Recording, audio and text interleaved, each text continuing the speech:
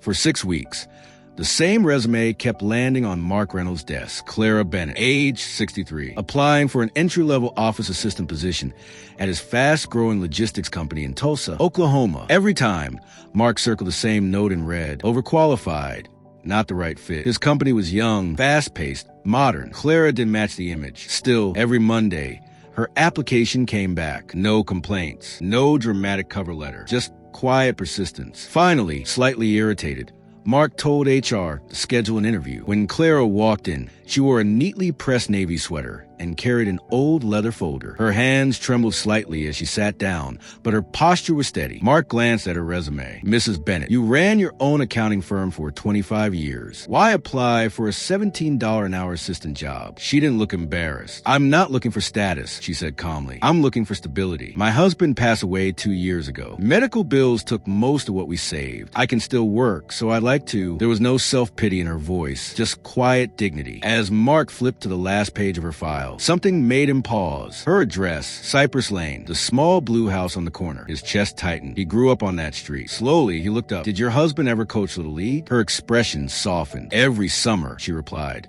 He loved those boys like they were his own. Mark leaned back in his chair.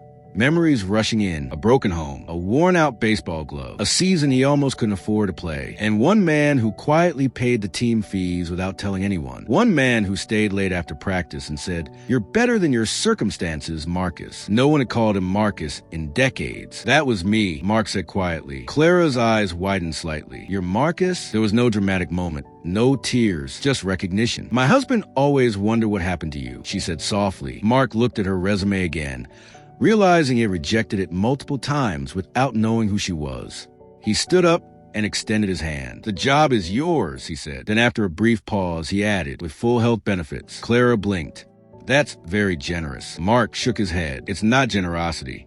It's gratitude." There was no company-wide announcement, no applause, just paperwork signed at a quiet desk where life came full circle. Sometimes a person applying for work once helped build a foundation you stand on. And sometimes the right way to say thank you isn't with words, it's with opportunity. If this story meant something to you, like this video and share it with someone who gave you your first chance. And comment full circle. If you believe kindness always finds its way back.